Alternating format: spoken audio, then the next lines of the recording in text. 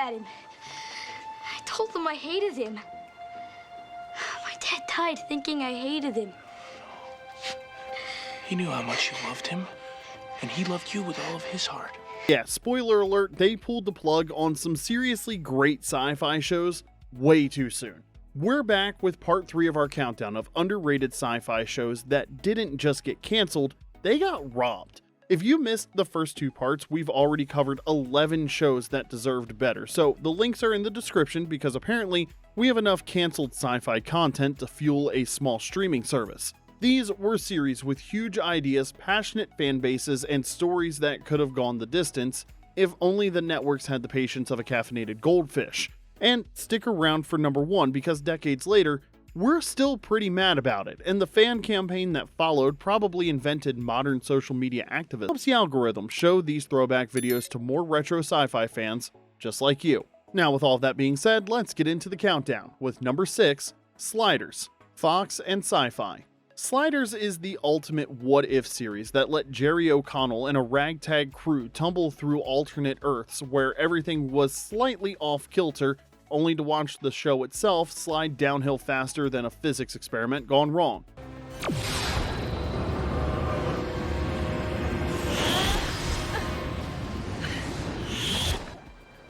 Don't look so surprised. You knew I could track wormholes. The premise was pure gold wrapped in 90s optimism. In 1995, when the internet was still something you logged into and people actually believed boy bands were temporary, physics prodigy Quinn Mallory, played by Jerry O'Connell, real-life husband of Rebecca Romijn, yes, Mystique from X-Men and Stand By Me standout, discovered how to open vortexes to parallel universes. Because apparently being a teenage genius means you immediately start messing with the fundamental laws of reality, which, let's be honest, that actually does sound about right. Joined by his mentor, Professor Arturo, played with delicious pomposity by John Rhys-Davies, taking a break from being Gimli, his friend Wade, played by Sabrina Lloyd, and an unlucky soul named Rembrandt Brown, played by Cleavant Derricks, a guy who just wanted to sing and instead got drafted into interdimensional travel. The group slid into alternate Earths every week. Some worlds had small changes, like women running society while men stayed home and obsessed over soap operas, which is revolutionary, I know. Others rewrote history completely. An America where the British won the Revolutionary War, or a planet where penicillin was never discovered and everyone lived in constant fear of paper cuts. I have lived for centuries, sliding from world. The show's genius was taking big ideas and grounding them in character dynamics, watching Quinn's scientific curiosity clash with Arturo's academic arrogance while Wade provided an emotional anchor and Rembrandt just tried not to die horribly in dimensions where his greatest hits never existed.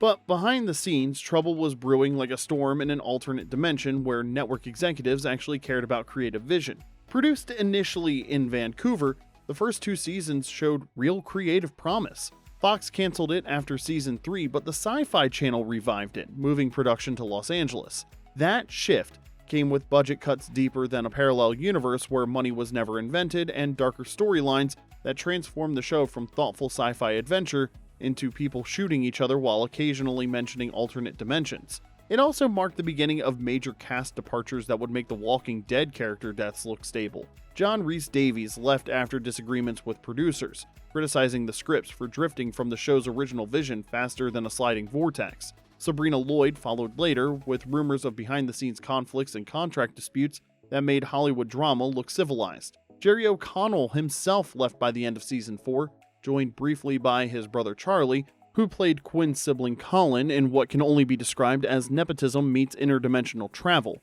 By season 5, only Cleavant Derricks remained from the original group, like the last person at a party who's too polite to admit it's over. The result was a show that started as sharp speculative fiction, but ended looking like it had been through a blender operated by drunk network executives. By the time it wrapped in 2000, Sliders no longer resembled the show that it once was. But those early years left an impression on Gen X minds, reminding fans why the concept of infinite possibilities and infinite ways to screw them up was way too good to cancel so soon. What's your favorite alternate Earth episode, and which season jump lost you? Number 4, Revolution, NBC. Revolution was NBC's post-apocalyptic epic that imagined a world where the lights went out and never came back on. Picture this. It's September 17th of 2012 when people still thought flip phones were retro chic and Facebook was just starting to ruin family dinners. Audiences tuned in to meet the Matheson family and a near-future America, 15 years after a mysterious worldwide blackout had fried every circuit, every machine, and every city. Electricity was gone permanently. Society crumbled into militias and petty republics, and survival meant dusting off swords, crossbows, and old-world grit. Because YouTube University doesn't offer how to make fire without a lighter courses. You know, you could just let me go. I'll drink myself to death. You know we can't do that. I know. Take him.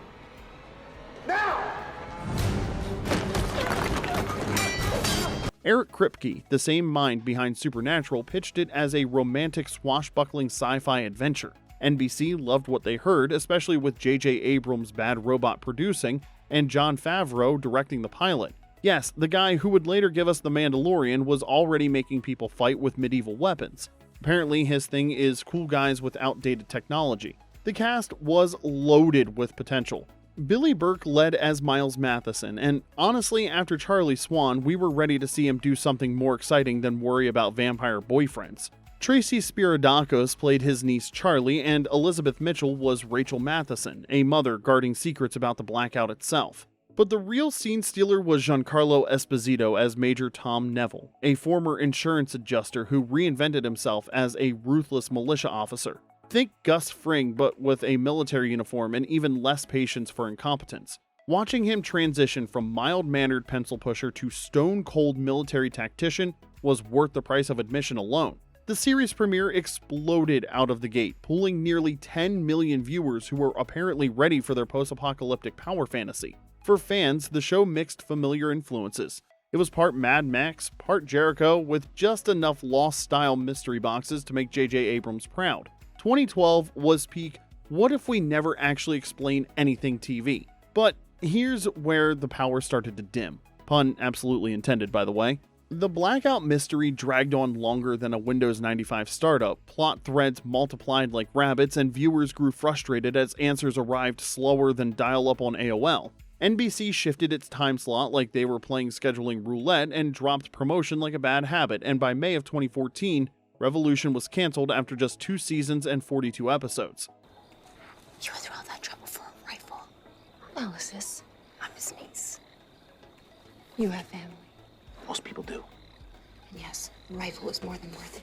Kripke later revealed his plan for a season 3, a treasure hunt arc where heroes and villains alike would chase a legendary stockpile of supplies, a pivot away from endless war toward something adventurous and fresh. That vision never made it on screen because apparently Indiana Jones meets Mad Max wasn't exciting enough for network executives. Instead, DC Comics stepped in with a 4-part digital series to tie up dangling threads, because nothing says proper closure like reading comics to find out how your favorite TV show ended. Revolution could have been a long-running saga, but instead, it's another case of a network pulling the plug just as the lights were starting to flicker back on. Alright, we're halfway through this list, which means it's time for a quick break. Let us know in the comments if you remember any of these shows and which ones you're still salty about. And hey, if you're loving this trip through sci-fi heartbreak, smash that like button and subscribe so you don't miss the next batch of shows networks murdered way too soon. Number 3, Caprica, Sci-Fi. Caprica was the Battlestar Galactica prequel that traded space dogfights for boardrooms, grief, and the birth of the machines that would one day try to wipe us out. Basically, it was The Social Network meets Terminator, but with more religious angst. Zoe! No!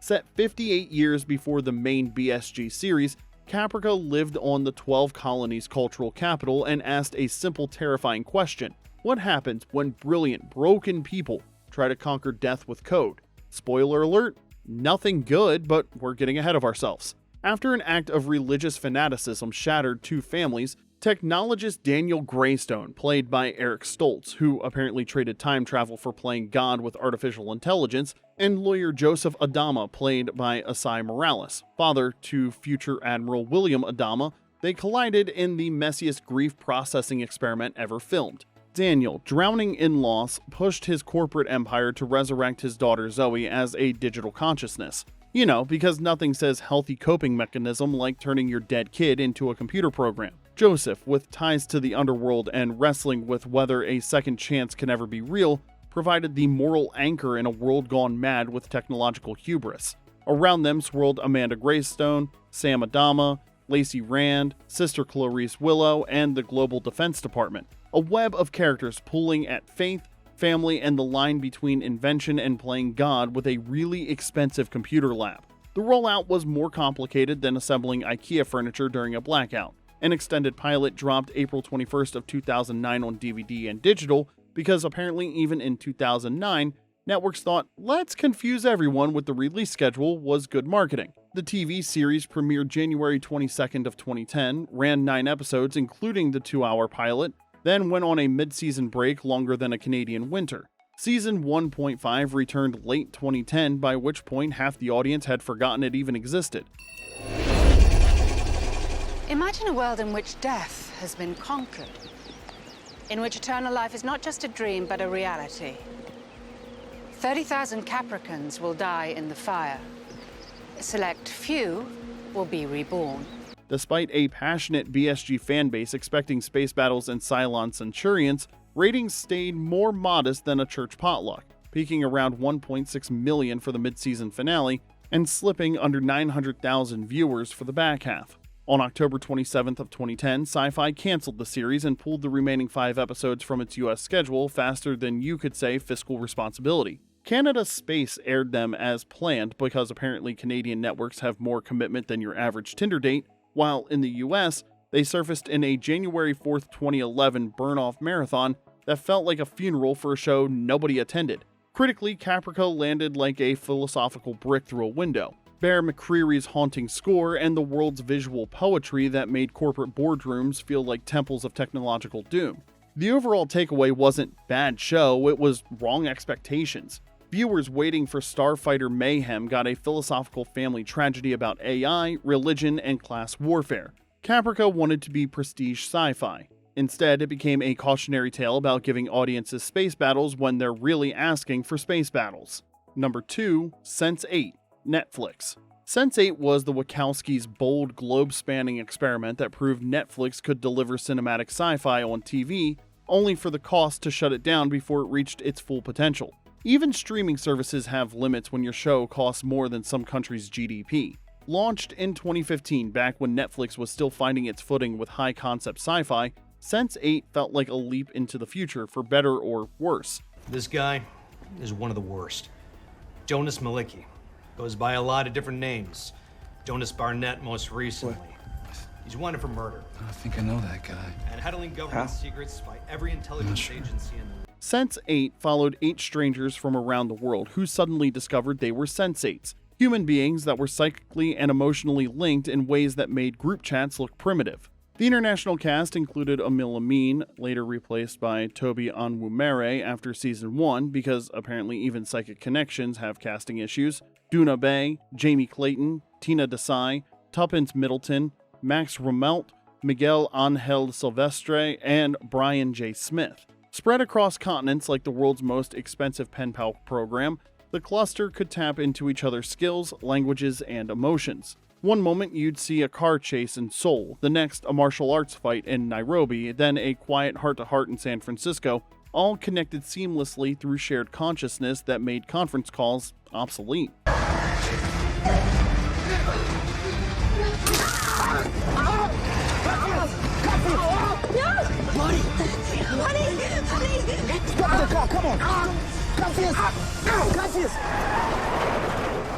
Behind the camera, the ambition was more staggering than the final season of Game of Thrones' budget. The Wachowskis and J. Michael Straczynski, the guy who gave us Babylon 5 and clearly never met a complex mythology he didn't love, wrote every episode, filming almost entirely on locations in cities around the world. This wasn't green screen trickery or Vancouver pretending to be everywhere else magic.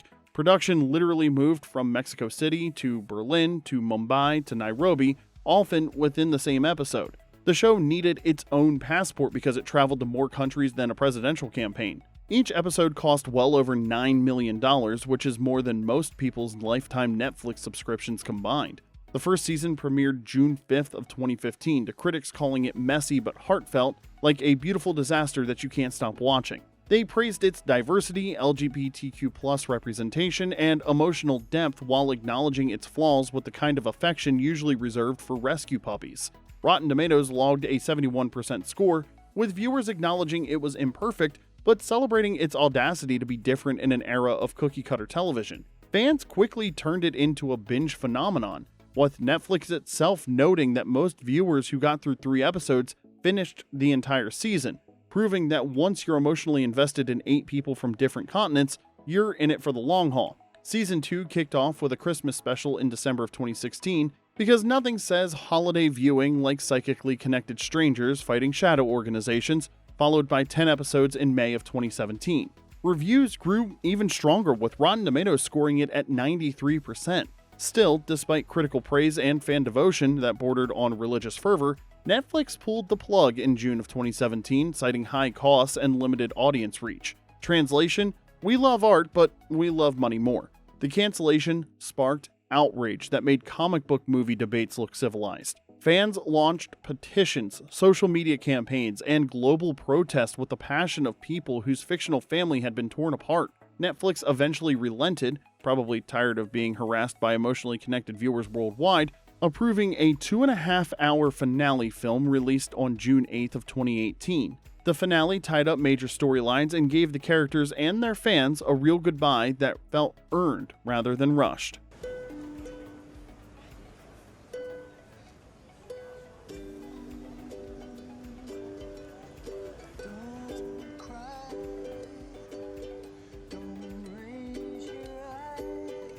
Number 1.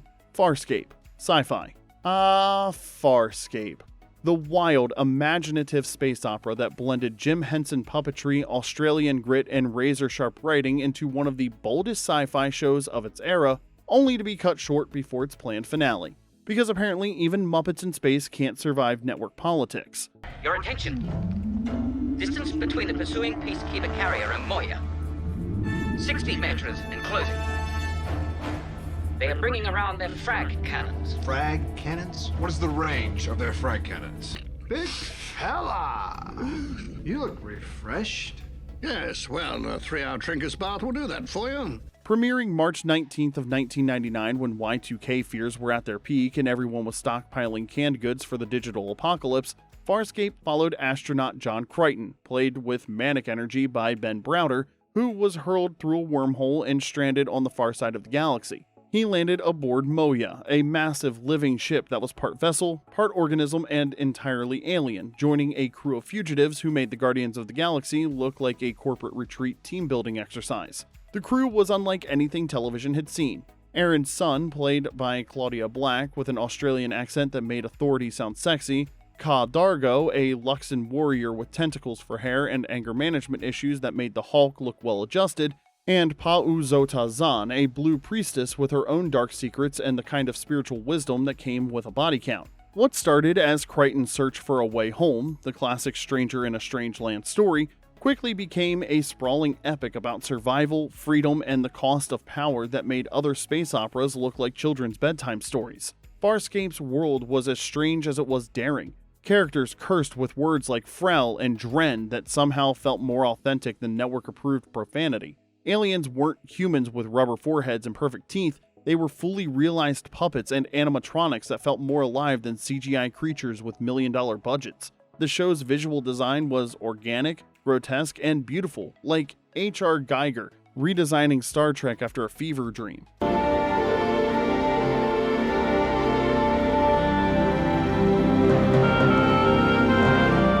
At the center was the slow-burning romance between Crichton and Aaron, grounding the cosmic chaos in a deeply human relationship that developed over 4 seasons without ever feeling forced or convenient. Over time, the show introduced one of sci-fi's most unforgettable villains, Scorpius, played by Wayne Pygram, under makeup that took hours to apply and looked like a leather-clad nightmare who'd stepped out of a Cenobite convention. Crichton dropped philosopher quotes, muttered "oh crap" when things went sideways, and turned body parts invisible just to mess with people.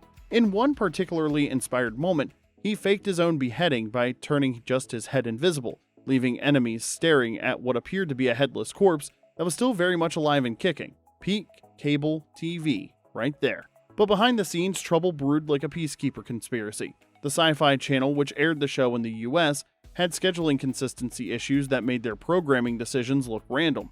They split seasons, created long hiatuses that hurt momentum, and seemed to actively work against building the show's audience. By 2002, with ratings slipping and production costs mounting like a military budget, the network abruptly canceled the planned 5th season, leaving the series on a devastating cliffhanger that made the mysteries of Lost look straightforward. Fans erupted with a fury so powerful it could have powered a dozen starships, launching one of the earliest large-scale online campaigns to save a sci-fi series. Their efforts paid off, partially. In 2004, the Jim Henson Company produced Farscape, The Peacekeeper Wars, a 4-hour miniseries that wrapped up the major storylines and gave some closure, though fans still debate whether it was enough to heal the wounds. It may not have broken into mainstream ratings or won over casual viewers looking for simple space battles, but for the fans who lived through every episode, every cliffhanger, and every moment of joy and heartbreak, Farscape was peak sci-fi television. It was messy, daring, and canceled just when it was getting impossibly good. And there you have it, 6 more sci-fi shows that were canceled before they could finish the story. Some ended on cliffhangers that still haunt us to this day, while others got wrapped up in comics that nobody read, but all of them deserved better than network executives with the vision of nearsighted goldfish. Which of these cancellations hit you the hardest, and what other underrated sci-fi shows belong in Part 4? Drop your picks in the comment section below, because we love hearing what you're still mad about 20 years later, because apparently holding grudges against television networks is our full-time hobby. Like and subscribe for more deep dives into the television graveyard where good shows go to die prematurely, and until next time, this is Remember When.